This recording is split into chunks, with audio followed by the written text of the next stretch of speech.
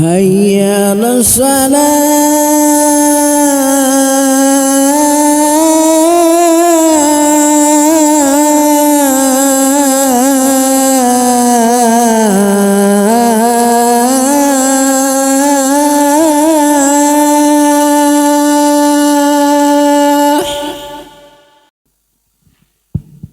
Alhamdulillah, alhamdulillahirabbil alamin. Huwaladzi arsala rasulahu bil huda wa dinil haq liyudhhirahu 'ala dini kullih wa kafa billahi syahida. Asyhadu alla ilaha illallah wa asyhadu anna Muhammadan abduhu wa rasuluhu alladzi la nabiyya ba'dah. Ibu bapak yang sama-sama mengharapkan ridha Allah, kita akan melanjutkan tema perjalanan Yahudi dari masa ke masa, yang insya Allah hari ini kita akan membahas periode Yahudi di zaman Nabi Sulaiman alaihi salam. Mungkin nanti setelah dari Nabi Sulaiman kita langsung loncat, tidak membahas Ilyasa, langsung membahas kepada periode di zaman Nabi Isa dan Nabi Muhammad. Barulah nanti akan membahas periode Yahudi di zaman modern, gitu ya. Nah, nanti insya Allah di pembahasan periode di zaman Nabi Sulaiman ini lumayan cukup panjang, karena nanti kita akan membandingkan bagaimana sejarah Yahudi yang membicarakan Nabi Sulaiman nanti berdasarkan kondisi atau berdasarkan rujukannya Al-Quran dan juga sejarah-sejarah yang diambil oleh para sejarawan muslim, dan juga nanti pandangan tentang Nabi Sulaiman berdasarkan kitab Taurat dan Injil itu sendiri. Karena nanti di dalam beberapa rujukan, kalau tidak salah, nama Sulaiman di dalam Taurat itu disebutkannya Solomon. Solomon sang raja bijaksana, tapi nanti di akhir hayatnya Nabi Sulaiman itu dianggap sebagai pendosa. Nah itu, kenapa alasannya Nabi Sulaiman bisa disebut pendosa oleh di Taurat ataupun di dalam Injil. Nah, sebelum membahas itu, kita akan membahas dulu versi Nabi Sulaiman dari ayat-ayat Al-Quran dan juga dari para sejarawan muslim, dan juga yang ada hubungannya dengan agresi militer yang dilakukan oleh bangsa Israel, kenapa ingin menduduki Palestina, khususnya di daerah Yerusalem atau Al-Quds. Ternyata itu ada alasan-alasan tertentu, karena di tahun 1930-an kalau tidak salah, Theodor Herzl, sang bapak Freemason, Theodor Herzl itu pernah ditawari kan oleh pemerintah Inggris, oleh Britania Raya, kamu ingin membangun sebuah negara di mana? Apakah mau di Argentina atau di Palestina? Argentina kan masih banyak wilayah yang luas. Tapi ternyata pilihan Theodor Herzl, saya ingin memilih Palestina karena itu adalah tanah peninggalan nenek moyang kami, yang dimaksud adalah peninggalan Nabi Ibrahim alaihi salam. Dan mengapa yang dituju adalah Al-Quds? Nah, ini yang menjadi masalah, ternyata ada hubungannya dengan sejarah Nabi Sulaiman yang dianggap oleh orang-orang Yahudi ini telah membangun satu kuil yang mewah yang disebut dengan Haikal Solomon, padahal menurut para ahli sejarah, reruntuhan bahkan artefak yang berhubungan dengan Haikal Solomon itu tidak pernah ditemukan. Jadi hayal inti nama gitu Pak. Hanya gara-gara hayalan itulah mereka melakukan kegiatan militer yang luar biasa, selain melakukan pengusiran, membatasi kegiatan beribadah di area Masjidil Aqsa, sampai yang paling parah adalah terjadinya pembunuhan. Nah itu ya. Nah ini periode Nabi Sulaiman. Jadi di tahun 963 wafatnya Nabi Daud, nanti Nabi Sulaiman diutus sampai 935 sebelum Masehi. Nah, Sulaiman bin Daud, berarti Daud adalah ayahnya, bin Isyar, bin Uwain, bin Abir, bin Salmun, bin Nakhsun, bin Uwainadab, bin Aram, bin Hasrun, bin Faras, bin Yahuda, bin Ya'qub, bin Ishaq, bin Ibrahim. Ini tercatat di dalam kitab Ibnu Katsir Al-Bidayah wa Nihayah, jilid 1 halaman 9. Jadi kitab Al-Bidayah wa Nihayah itu Pak, terdiri dari 9 jilid, ada yang 8, ada yang 9, bahkan sampai ada yang 12 jilid, tergantung cetakan, tergantung besar tulisan. Nah, kitab Al-Bidayah wa Nihayah ini uniknya adalah Imam Ibnu Katsir selain ahli tafsir, beliau pun adalah ahli hadis, beliau juga ahli sejarah. Nah, nanti di dalam kitab Bidayah Al-Winayah ini beliau tidak berbicara sekup tafsir, tapi berbicara tentang sejarah. Disebut Al-Bidayah dari kalimat ibtida, jadi Al-Bidayah itu adalah permulaan. Nihayah Dari kalimat intaha artinya pengakhiran. Jadi Al-Bidayah wa Nihayah ini yang terdiri dari 9 jilid berbicara tentang bagaimana Allah pertama kali menciptakan alam dunia, Allah menciptakan alam semesta, sampai nanti terjadinya Allah menghancurkan kembali alam semesta. Nah nanti di tengah perjalanan ada kisah nabi-nabi, Nabi Adam, bla bla bla, sampai nanti yang dibahas adalah kepada sejarah khalifah-khalifah, itulah yang ada di dalam kitab Al-Bidayah wa Nihayah. Nah Bapak yang tertarik dengan sejarah-sejarah Islam sangat cocok untuk membaca kitab Al-Bidayah wa Nihayah. Sekarang sudah banyak kitab terjemahnya. Tapi saya sarankan Bapak jangan sesekali beli kitab Al-Bidayah wa Nihayah yang terjemah, nu terjemah nangan sajilid, kitab asli nawe salapan jilid, ia diterjemahkan mung sajilid. Tepuguh dongengna, siga nonton sinetron, terunut kan jadi liar, itu galakuan anu mana gitu. Nah ini harus jelas. Jadi kalau mau beli, cari cetakan yang jelas, yang dimana biasanya Pak, kalau jumlah kitab aslinya 9, biasanya jumlah terjemahannya dua kali lipat dari kitab aslinya. Nah itu yang insya Allah tidak akan mengurangi isi dari kitab aslinya. Karena saya pernah temukan di beberapa kajian, saya hoyong ngabahas Al-Bidayah wa Nihayah, si ibunya menjodohkan kitab dan terjemah, tak usah kitabnya cenah anu kieu. Saya kaget, kitab Al-Bidayah wa Nihayah terjemahnya cuma 1 jilid. Ternyata yang 1 jilid itu akhirnya ketika dibuka jadi seperti daftar isi, atau apa isi nanti gitu. Tidak menjelaskan banyak dalil, tidak menjelaskan banyak kisah, hanya seperti daftar isi yang menggambarkan isi Al-Bidayah wa Nihayah dari juz 1 sampai juz 9. Nah kalau mau beli yang komplit lah. Kalau Bapak senang ya, lumayan keur ngabuburit Pak maca kitab gitu ya. Nah itu. Nah, selepas wafatnya Nabi Daud alaihissalam, maka kekuasaan Yahudi itu berpindah ke tangan anaknya Nabi Sulaiman. Yang paling terkenal pada diri Nabi Sulaiman adalah mukjizat berupa dalam menuduhkan makhluk Allah seperti jin, hewan, dan alam sekitar. Makanya ini nanti Nabi Sulaiman ini menjadi rujukan bapaknya sihir. Nah nanti kita pun akan menjelaskan beberapa kejadian yang terjadi di masa Nabi Sulaiman, termasuk kita akan menceritakan Nabi Sulaiman dan sihir, berikut mengapa Allah menurunkan malaikat Harut dan Marut di Babilonia. Nah setelah ini kita pun akan menceritakan kejadian itu. Nah ini dalilnya berdasarkan Al-Quran. Ya'maluna lahu mayyasha'u min mahariba wa tamasila wa jifanin kala jawab.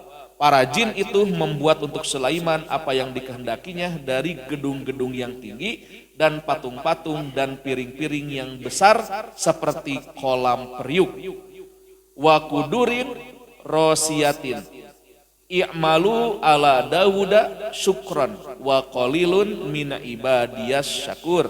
Nah ini ya, bekerjalah hai keluarga Daud untuk bersyukur kepada Allah dan sedikit sekali dari hamba-hambaku yang berterima kasih.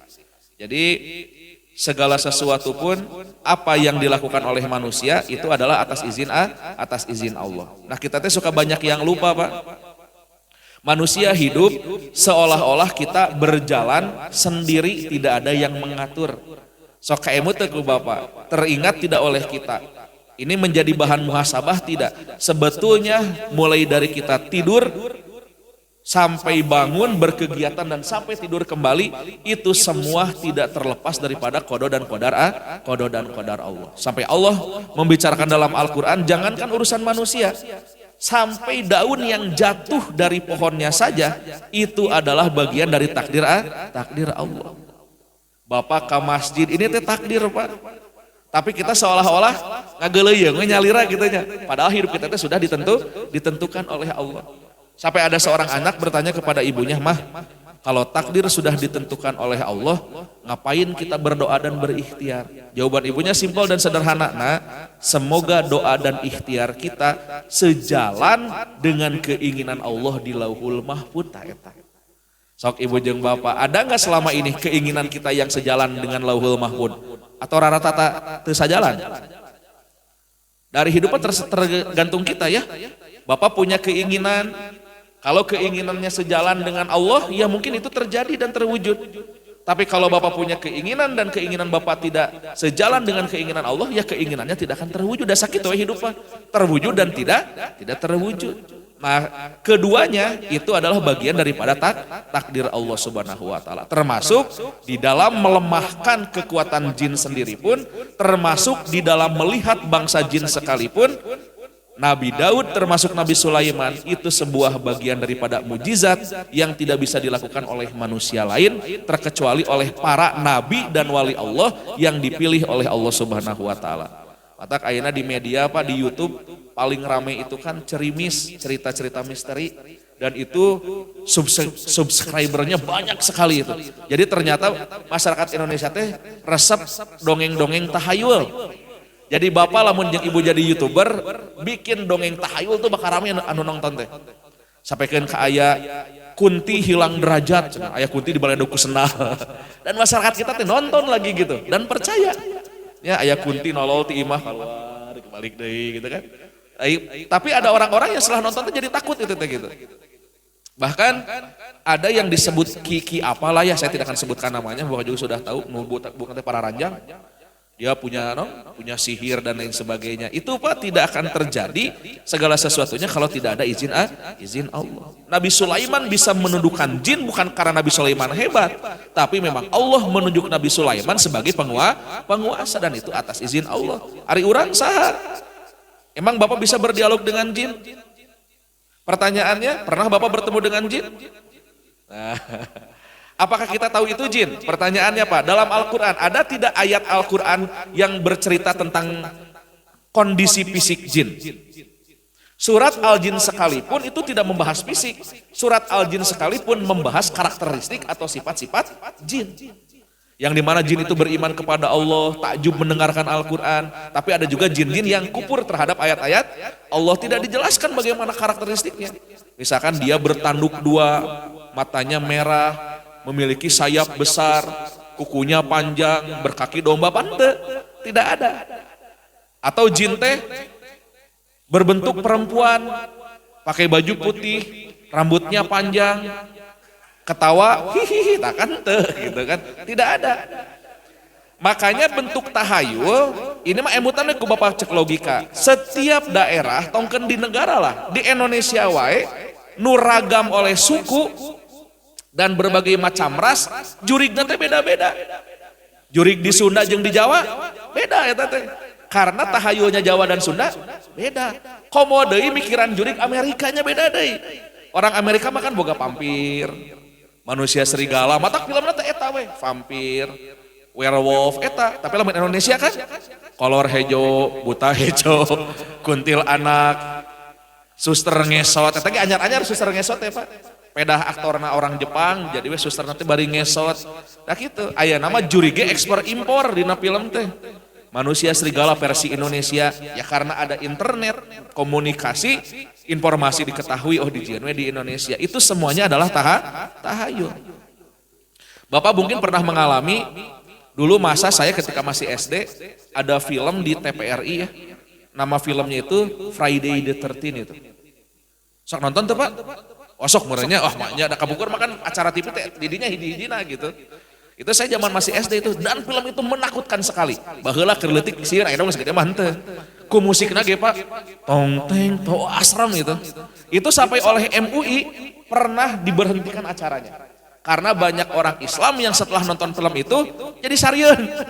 Ka kamar cai jadi sieun sorangan, hayang dianteur, Pak, anteur ka jamban poek, nah gitu kan. Gara-gara nonton film eta. Jadi mengurangi keimanan kita kepada Allah. Nah, padahal sekali lagi Nabi Sulaiman termasuk ayahnya Nabi Daud bisa menguasai alam jin bukan karena mereka hebat, tapi jin yang ditaklukkan oleh Allah, dan Sulaiman memang orang terpilih sebagai raja dan penguasa alam jin. Tapi kan Nabi Sulaiman tidak seenaknya nitah jin, jin pangyieunkeun kopi, jin pangadukeun kan teu. Nabi Sulaiman memerintahkan jin pun itu atas perintah Allah teu sangeunahna. Ari urang makan miara jin teh koma urang. Pangadukeun si anu lah, pangyihirkeun pan teu kitu. Sampai saya pernah kejadian ada sesepuh masjid. Saya pertama kali kelas 1 lah, saya baru 1 tahun pesantren. Pulang liburan ada sesepuh masjid, wis bisa nulis bahasa Arab tuh bisa, pangnuliskeun cek. Terus di figuraan si nama nanti ditulis sama saya tuh, nulis naon bah, tulis wes Siti Aisyah, tulis Siti Aisyah pakai bahasa Arab. di figuraan disimpan. Saya kan tanda tanya. Kan budakna lalaki hungkul gitu. Nu awewe, iya Siti Aisyah teh saha? Ternyata konon menurut istrinya Siti Aisyah itu jin peliharaan si Abah katanya gitu. Jika rek kawin teu bisa jeung jelema milih jeung jin. Nah itu kan banyak kejadian, bahkan kisah-kisah yang saya baca di internet. Seorang kiai yang berumah tangga dengan jin itu mustahil tidak akan terjadi. Karena dua alam kita sudah berbeda ya Pak ya. Nah nanti Nabi Sulaiman ini termasuk salah satu nabi yang menjadi rujukan tentang berbagai macam sihir. Karena dalam Al-Quran surat Al-Baqarah sudah dijelaskan, nanti buku-buku sihir itu dipendam di bawah tahtanya Nabi Sulaiman. Tatkala Nabi Sulaiman wafat, ternyata jin dan sekutunya memperebutkan. Jadi ketika Nabi Sulaiman hidup, duduk di atas kursi dan di atas singgasananya, beliau wafat tidak ada yang tahu. Jadi Nabi Sulaiman itu meninggal dalam keadaan duduk di singgasananya. Bahkan orang-orang yang tidak tahu termasuk jin sekalipun jika menyentuh singgasana Nabi Daud itu mereka akan terbakar dan hangus. Dan kitab-kitab sihir itu semua disimpan di dalam singgasananya Nabi Sulaiman alaihissalam. Nanti beliau wafat itu diketahuinya kenapa? Ketika tongkat yang dipegangnya sudah mulai dimakan rayap. Ketika tongkatnya sudah mulai habis, terjatuhlah Nabi Sulaiman. Dari situlah mulai jin membuka kitab-kitab sihir dan diserahkan. Dan nanti di dalam Ibnu Katsir itu mulai berbicara tentang dunia perdukunan. Dalam bahasa Arabnya itu kahin atau kuhanah dukun itu. Sampai kata Imam Ibnu Katsir, nanti seton itu yakudu alal maqaid. Jadi Pak anu nongkrong teh lain jelema wae, ternyata setan ge di langit boga tempat nongkrong. Ayat panongkrongan bari ngopi, bari udud. Aya eta teh di langit. Cek Imam Ibnu Katsir. Buat apa mereka nongkrong? Untuk mendengarkan takdir Allah, untuk mendengarkan takdir manusia, pembicaraan dari Allah dengan malaikat. Mereka menguping. Oh jelema ieu takdirna kieu, jelema kieu takdirna kieu. Kemudian mereka turun ke langit dunia dan memberikan informasi itu kepada para dukun. Menurut Imam Ibnu Katsir itu. Jadi nanti berbicara tentang Nabi Sulaiman dan sihir, kisahnya cukup panjang juga, tapi tidak akan kita bahas di hari ini. Kita hari ini akan sedikit membahas saja Yahudi di periode Nabi Sulaiman beserta dengan pembangunan Haikal Sulaiman. Nah ini surat An-Naml, dan Sulaiman telah mewarisi Daud. Tadi kan berbicara Nabi Daud. Nah ini warisan dari Nabi Daud itu diserahkan kepada Nabi Sulaiman. Dan dia Sulaiman berkata, wahai manusia, wa qala ya ayyuhan nas. Ulimna, nah, wahai manusia, kami telah diajari oleh Allah mantiqot toir, bahasa burung, dan kami diberi segala sesuatu, wa utina min kulli syai'in, inna hadalah wal fadlul mubin, sungguhnya ini benar-benar karunia yang nyata. Jadi sekali lagi, apa yang dipelajari oleh Nabi Sulaiman, ini semua adalah mukjizat dari Allah Subhanahu wa Ta'ala. Pak, arti mukjizat itu apa sih? Kita terkadang suka salah tanggap nih. Arti mukjizat itu dari kalimat ijaz, artinya lemah. Jadi arti mukjizatnya lemah, Pak. Makanya kenapa para nabi diberi mukjizat, bukan lemah nabi itu.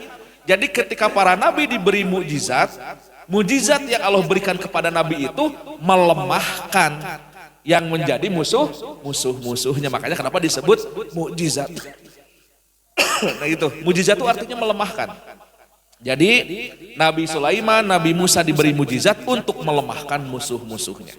Nah ini salah satu bentuk mujizat yang dimiliki oleh Nabi Sulaiman alaihi salam. Nah di dalam beberapa rujukan penyimpangan Yahudi di zaman Nabi Sulaiman, sebetulnya ada kurang lebih ada 8 atau 9 tapi hampir sama. Yang pertama, menurut orang-orang Yahudi, hati Sulaiman atau Raja Solomon, dia memang orang baik dan orang bijaksana. Tapi ternyata Nabi Sulaiman itu selain menyembah Allah, dia pun menyembah berhala. Kurang lebih begitulah menurut orang-orang Yahudi. Nanti ini satu persatu akan kita jelaskan. Nabi Sulaiman mengkhianati wasiat Allah. Termasuk nanti ada ungkapan Raja Solomon sang bijaksana wafat dalam kondisi sebagai pendosa. Nah ini ya karena kenapa disebut pendosa? Karena Nabi Sulaiman di akhir hayatnya mengkhianati wasiat Allah. Makanya jadi dosa di akhir hayatnya itu. Kemudian yang ketiga, Nabi Sulaiman dituduh memiliki sihir. Nanti kita akan bahas melalui tafsir Ibnu Katsir. Yang keempat, Nabi Sulaiman membangun kuil.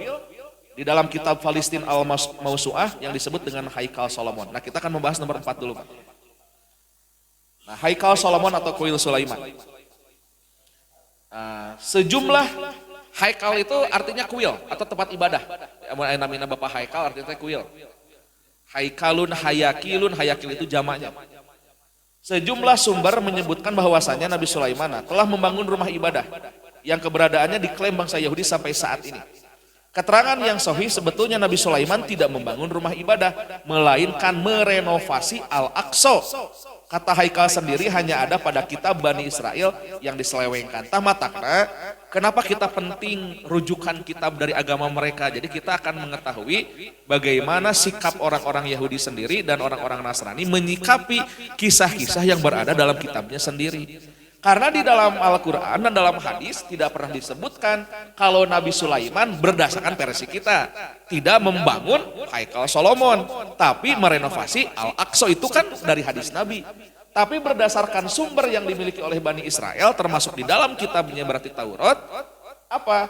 Kalau Nabi Sulaiman itu tidak merenovasi Al-Aqsa tapi membangun kuil. Nah, ini yang menjadi permasalahan. Makanya nanti arkeolog itu terbagi dua. Ada arkeolog Islam, ada arkeolog memang yang di bawah naungan Bani Israel.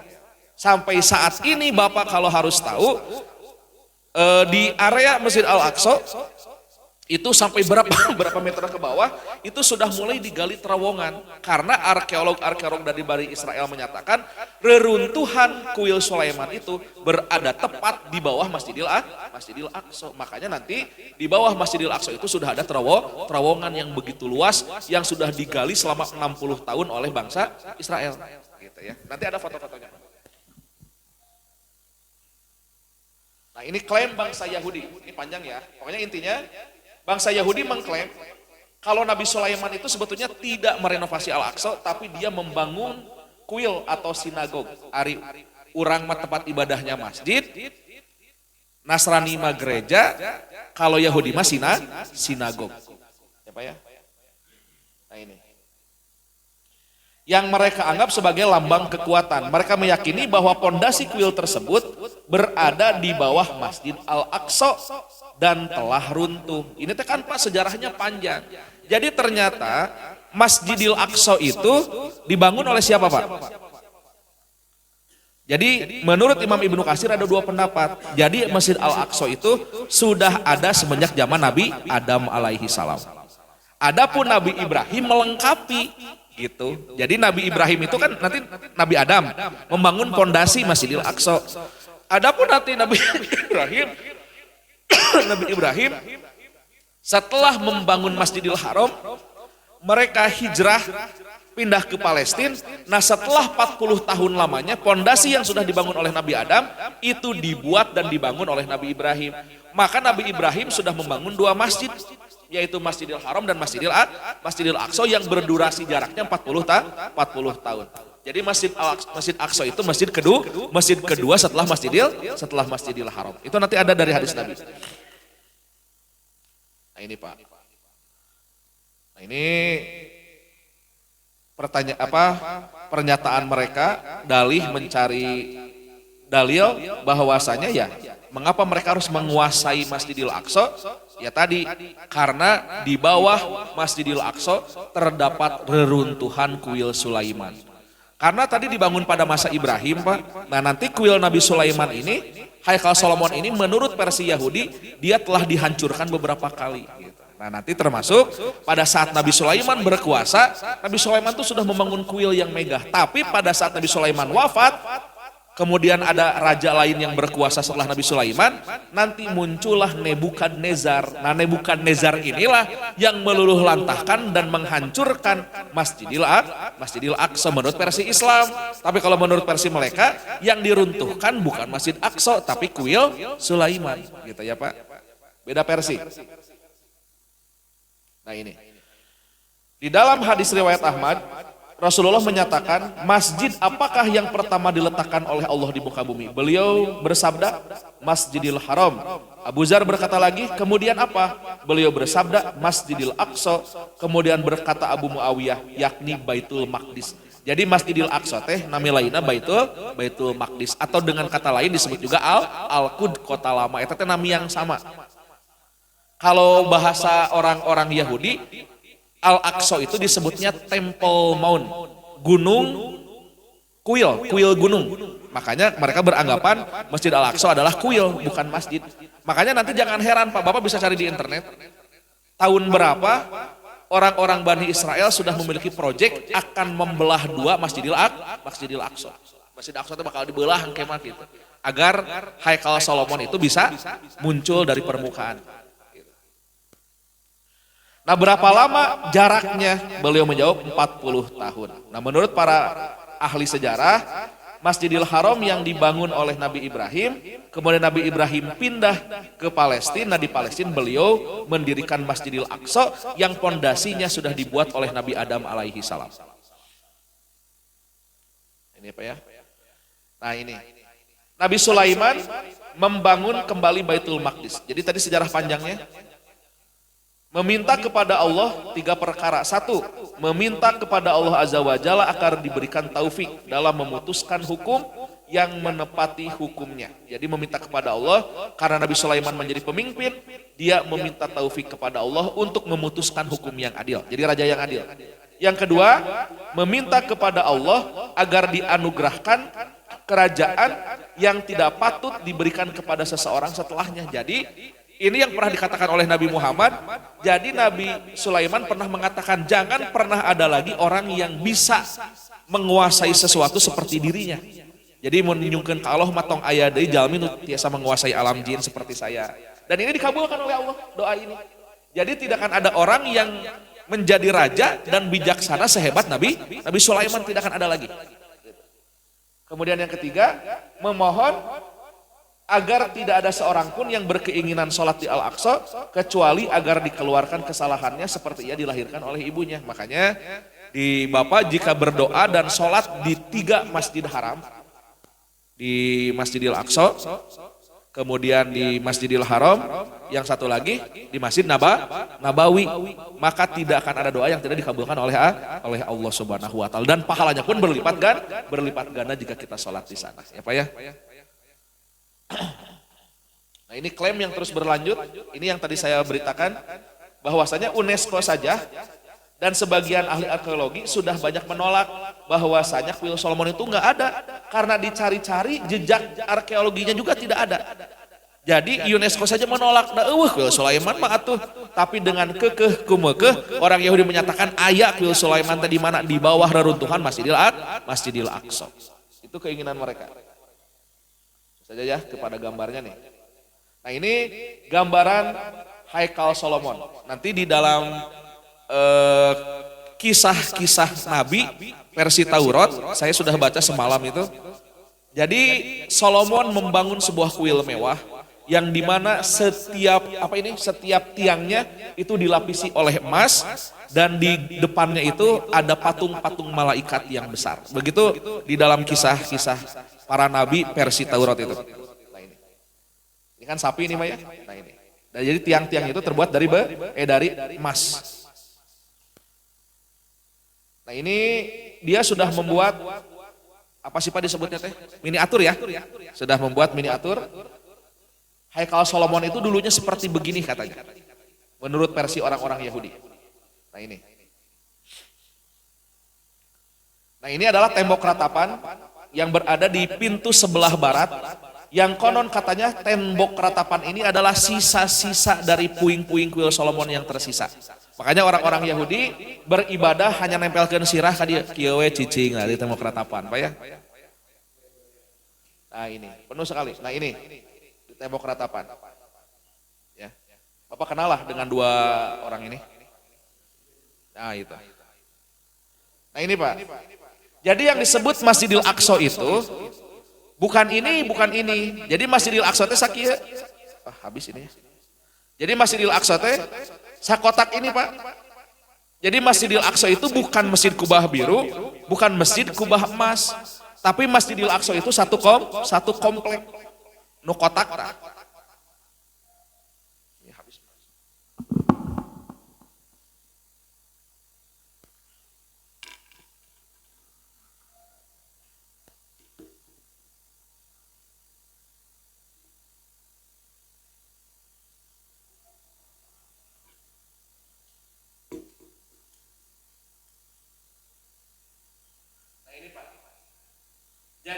Aqsa ini dia adalah satu komplek segini nih. Nah, ini teh komplek Masjidil Aqsa yang dimana totalnya memiliki 14 gerbang. Dan di dalam Masjidil Aqsa terdapat 6 buah masjid. Jadi lain anu ieu, lain anu ieu. Nanti di sini ada musola Al Marwan kan, nanti di bawahnya ada musola Burok. Itu ada 6 tempat ibadah umat Islam di sini itu sebetulnya. Cuman di Masjid Al-Qibli inilah kiblat pertama umat Islam. Yang dimana Masjid Al-Qibli sendiri, kibli itu dari kalimat kiblat. Yang dimana Masjid Al-Qibli ini yang pertama kali dipakai sholat oleh Rasulullah. Kalau ini Masjid Kubah Batu yang dimana ketika Rasulullah akan Isra Mi'raj, beliau berdiri di atas batu ini yang batunya pun akan ikut terbang. Jadi Bapak lamun kadita si batu nate ngalayang si batu nate. Nah ini ditutup oleh siapa? Oleh Umar Ibnul Khattab ketika Palestina dibebaskan oleh Umar bin Khattab. Umar bin Khattab menutup ini. Nah gitu. Nah adapun yang disebut Masjidil Aqsa adalah area yang kotak ini. Nah ini Masjidil Aqsa. Nah ini tembok ratapan Pak. Tembok ratapan yang diyakini peninggalan terakhir Haikal Sulaiman. Nah ini di sini ya. Di gerbang sebelah barat, dan tembok ratapan ini pun disebut dengan burok wall atau dinding burok. Jadi ketika burok menjemput Rasulullah, burok itu diam di sini buroknya. Mati nih. Ada Kang Ihar. Punten Pak. Saya baterai naya. Diklik ke bawah saja. Bisa Pak, biasa. Ini ya. Biasa tuh.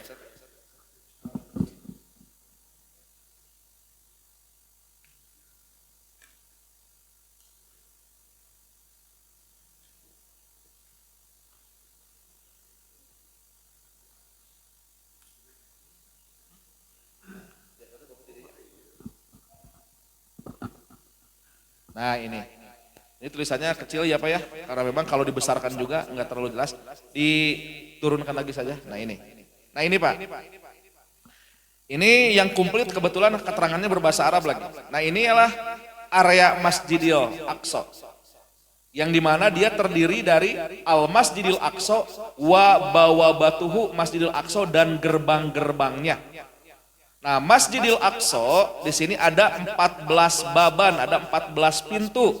4 pintu muglakon, ada 4 pintu yang sudah terkunci fi jihatil junubiyah. Nah, junubiyah. Dan 3 pintu salasu abwabin maftuhah fil jihati simaliyah. Nah, ini sab'atu abwabin maftuhah fi jihatil gurubiyah. Nah, ini Pak. Nah, ini yang terkunci. Babu Salis, Babu Sulasa, pintu ketiga, Babul Mufrad, pintu awal. Nah ini, Muglakon. Jadi 3 pintu yang di depan Masjid Al-Qibli yang kubah biru, pintu ini sudah ditutup secara paten, nggak dibuka lagi. Nah ini pintu Maghribah. Nah ini tembok ratapan, disebutnya Haitul Burok karena Burok dulu singgah di sini. Nah di sini ada musola Al Marwani, ini tempat dipakai sholat juga. Ini Masjid Al-Qibli yang biru. Nah ini Kubatus Sokhroh. Nah ini pintu yang keempat yang dikunci, Al-Babu Dahabi Muglakon, Babul Absad. Nah ini ada 1, 2, 3, 4, 5, 6, 7, 8, 9, 10, 11, 12, ada 14 pintu. Nah ini yang dibuka yang di sebelah sini semua Pak. Yang daerah sini nih, daerah tepi barat. Nah ini semua yang pintunya dibuka. Jadi Bapak lamun ziarah ka ditu pintunya sebelah sini semua. Nah nanti area mana yang dipercaya ada Haikal Solomon ya di bawah ini. Di bawah area Masjid Aqsa disitulah adanya Haikal Solomon. Lagi kan?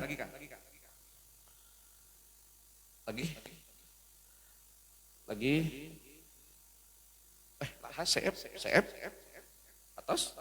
Teka sepa. Masih banyak tuh ada gambar di dalamnya itu.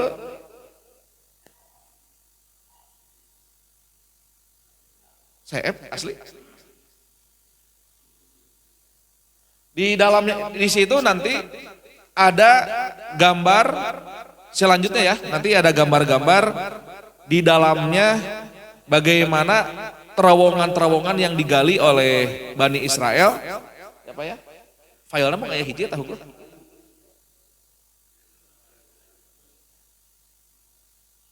Itu ya. Sudahlah, nanti insya Allah mudah-mudahan ada selanjutnya apa ya? Kesalahan teknis kayaknya. Ya jadi intinya orang-orang Yahudi itu menganggap ada 4 penghinaan mereka terhadap Nabi Sulaiman. Yang pertama tadi Nabi Sulaiman menyukai berhala. Kemudian Nabi Sulaiman berkhianat terhadap wasiat Allah. Ketiga, menuduh Nabi Sulaiman punya sihir. Yang keempat, menuduh Nabi Sulaiman memanggul kuil Solomon. Nah ini tadi kita sedang berbicara Nabi Sulaiman memanggul kuil Solomon. Yang dimana kuil Solomon itu terletak di area bawah Masjidil Aqsa yang pernah dihancurkan oleh Raja Nebukadnezar. Dan sisa-sisanya berada di tepi barat ya tadi yang disebut dengan tembok ratapan. Jadi tembok ratapan itu adalah sisa terakhir dari Haikal Solomon. Makanya mengapa mereka semua beribadah hanya di tembok ratapan itu. Nah nanti si gua yang dibangun oleh orang Israel ini selama 60 tahun, sejak kapan Pak membangunnya? Jadi ketika mereka diberikan sebuah negara di tahun 48, mereka itu sudah membuat miniatur ya Al-Aqsa harus seperti apakan. Makanya mereka kekeh dan sampai sekarang perang pun belum berhenti. Karena tujuan terakhirnya nanti itu membelah Masjidil Aqsa agar kembali berubah menjadi kuil Sulaiman. Nah, cuman yang menjadi misteri adalah kenapa mereka ingin membentuk dan membangun kembali kuil Sulaiman. Saya cari di buku teu aya dan juga saya coba searching, ternyata yang keluar jawabannya itu hanya mereka ingin menghancurkan situs dan kepercayaan umat Islam. Tapi menurut saya, orang-orang Yahudi ingin membangun kembali kuil Sulaiman tidak sesederhana itu. Mereka punya tujuan yang utama. Nah salah satunya nanti, yang saya pahami dari beberapa hadis Nabi, mereka ingin terus berkuasa di Palestina itu untuk menyambut kehadiran Sang Mesias. Siapa Mesiasnya orang-orang Yahudi? Yaitu Dajjal Al-Masih. Nah salah satunya untuk menyambut Sang Mesias, mereka membuat langkah-langkah ini, salah satunya menguasai Palestina. Jadi tidak sesederhana, keur ngancurkeun situs umat Islam aya perang dan pembunuhan, tidak. Ternyata mereka itu ingin menunggu Sang Mesias, Sang Juru Selamat. Nah nanti juga akan dijelaskan periode bangsa Yahudi di masa Nabi Muhammad, ternyata Pak orang-orang Yahudi itu dari dulu berharap ada juru selamat. Bahkan ketika berakhirnya Nabi Isa alaihissalam di periodenya, Nabi Isa itu kan dituduh oleh orang-orang Yahudi, diadu dombakan dengan Raja Romawi, akhirnya Nabi Isa hidup tidak di satu tempat, makanya disebut Al-Masih. Salah satu makna Al-Masih adalah kasrotus siyaha. Jadi Nabi Isa itu selama masa hidupnya Pak tidak diam di satu tempat, berkelana. Nah berkelana teh bahasa Arab teh Al-Masih. Nah jadi Nabi Isa tuh sampai nanti satu saat terjadi tragedi pensaliban. Nanti kita akan jelaskan di fase Nabi Isa. Nah begitu Nabi Isa sudah dianggap sudah disalib, padahal dalam Al-Quran dinyatakan sebetulnya orang-orang Yahudi pun merasa masih ragu itu Isa atau bukan ya yang disalib, itu dalam tafsir demikian. Nah nanti sampai periode Nabi Muhammad, sebetulnya kenapa orang-orang Yahudi hijrah ke Arab Pak? Satu tujuannya untuk menunggu juru selamat. Jadi juru selamat yang ditunggu sebelum Dajjal adalah Nabi terakhir. Makanya mereka berdoa kepada Allah, Allahumma ba'as, ya Allah utuslah kepada kami hada nabian seorang nabi alladina jidu fi kitabina yang kami telah temukan di dalam kitab kami yaitu Taurat. Jadi di Taurat itu sudah disebutkan akan turun nabi terakhir. Mereka berbondong-bondong pindah ke negeri Arab dan berdoa besar harapan nabi terakhir akan menolong dan memberikan keinginan-keinginan yang diinginkan oleh orang Yahudi. Tapi ternyata nabi terakhir turun tidak sesuai keinginan mereka. Akhirnya begitu Nabi Muhammad diutus dan mengaku sebagai seorang Nabi Allah, apa yang dikatakan oleh Yahudi? Oh, bukan Nabi ini yang saya maksudkan, gitu bekas sebelum orang Yahudi mah. Jadi akhirnya begitu Rasulullah sudah diutus, orang Yahudi pun menafikan kenabian Rasulullah Sallallahu Alaihi Wasallam. Nah itulah sedikit kisah, karena ini sebetulnya masih panjang, tapi insya Allah lah jika kita masih ada usia akan kita lanjutkan sedikit. Karena kemarin malam jam berapa Kang Ihad ya ngirim itu saya 9:30 atau jam 10 malam kemarin itu. Karena lagi ada beberapa kegiatan yang tidak bisa saya tinggalkan. pulang pergi kemarin juga ke Kuningan ke mana, jadi akhirnya makalah terlupakan. Akhirnya Kang Ihad masih menerima kiriman kan, kiriman. Biasanya ya akhirnya mendadak. Rupanya mungkin kesalahan saya tidak tersave kayaknya. Ini kan harusnya di save dulu, kayaknya tidak ke save, saya langsung dikirim. Tapi insya Allah nanti di Ahad yang akan datang, sebelum membahas Nabi Sulaiman dan sihir, kita akan tuntaskan dulu gambar-gambar atau foto-foto yang ada hubungannya dengan terowongan yang digali oleh orang Yahudi 60 tahun lamanya di bawah komplek Masjid Al-Aqsa. Ya karena tadi tidak adanya wayahna, jadi intinya terakhir saya tutup, setiap periode masa Nabi di mana ada Bani Israel, tujuan Allah mengutus para nabi salah satunya adalah untuk menolong Bani Israel. Diturunkan Nabi Musa untuk menolong Bani Israel dari kecaman Fir'aun. Diturunkanlah Nabi siapa? Yusya bin Nun untuk menuntun Bani Israel dari kesesatan selama 40 tahun. Mereka berkeliling di area Al-Aqsa tapi tidak menemukan Yerusalem.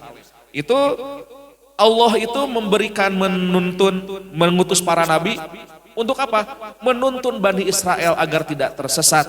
Tapi akhirnya tetap saja Bani Israel setelah ditolong oleh para nabi Allah, mereka malah berkhianat, malah yang paling parah, mereka juga membunuh nabi-nabi Allah yang diutus untuk memberikan petunjuk kepada mereka. Nah itulah salah satu hal dari banyak yang dimana Allah membicarakan karakteristik Yahudi. Nanti Bapak di Quran ada ungkapan Bani Israel, ada ungkapan Yahudi. Nah kalau ungkapan Bani Israel, satu berarti sedang berbicara keturunan Nabi Yakub sebelum masa Nabi Musa.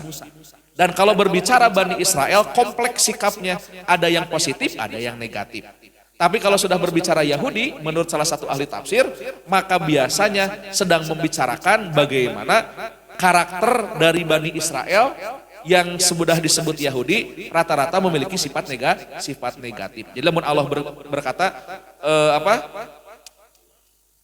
walang tardo ankal Yahudu wala nasoro. Nah, yang ungkapan Yahudi biasanya ini berkonotasi negatif. Tapi kalau ada Bani Israel bisa positif, bisa negatif. Karena masih terbagi sikap mereka. Tapi kalau sudah berbicara Yahudi, totalitas mereka adalah kaum yang tidak ridho terhadap orang Islam. Itu ya Pak ya. Mohon maaf dikarenakan tidak tuntas slide-nya. Gambar mah bisa didongengkeun hese kudu ditingali. Nanti insya Allah mudah-mudahan di bulan yang akan datang, di pekan kedua kita akan melanjutkan sedikit lagi foto-foto yang berhubungan dengan terowongan yang sudah digali oleh bangsa Yahudi di bawah Masjidil Aqsa. Tapi kalau Bapak misalkan pengen tahu bisa searching. Sekarang di Google sudah ada, kalau dulu susah nyarinya. Sekarang kan media sudah ada di mana-mana. Bahkan orang-orang Israel pun tidak bisa menutupi perbuatan-perbuatan mereka setelah ada media-media online ini. Mereka ingin menutupi pembunuhan, diketahui ada video-video amatir yang merekam. Sekarang itu tidak terlalu sulit mencarinya. Walaupun ada beberapa hal ketika itu sudah diupload tidak lama dihapus kembali. Nah intinya apa? Allah menceritakan karakter-karakter Bani Israel dan Yahudi dalam Al-Quran. Maksudnya agar kita umat Islam, satu, dijauhi dari kejahatan mereka. Yang kedua, kita tidak mengikuti seperti apa yang mereka lakukan. Seperti yang kita bahas di bulan kemarin, ada jeda kan kita membahas Ashabus Sabti. Apa salah satu sifatnya? Salah satu sifat orang Yahudi itu selalu mencari dalil agar membenarkan perbuatannya yang salah. Tak kade umat Islamnya, Bapak nahat teu ngaji, neangan dalil hayang dibenerkeun. Ya. Nah kita harus belajar jujur, Bapak kunaon teu ngaji, hoream geus sakitu. Tong neangan dalil, siga nama, ya udah berkata jujur saja. Nah itu salah satu bentuk karakteristik Yahudi yang dikatakan oleh Allah di dalam Al-Quran. Mudah-mudahan kita semua dijauhkan dari karakter-karakter buruk tersebut. Dan mudah-mudahan kita semua menjadi orang-orang yang senantiasa istiqomah untuk melakukan kebaikan. Sehingga dengan kebaikan tersebut bisa menjadi wasilah amal soleh kita. Dan kita bisa mendapatkan rahmat dari Allah Subhanahu wa ta'ala. Itu saja yang bisa disampaikan, mudah-mudahan bermanfaat. Aqulu qauli hadza wa astaghfirullah li wa lakum. Rabbana atina fid dunya hasanah wa fil akhirati hasanah wa qina adzabannar. Assalamualaikum warahmatullahi wabarakatuh.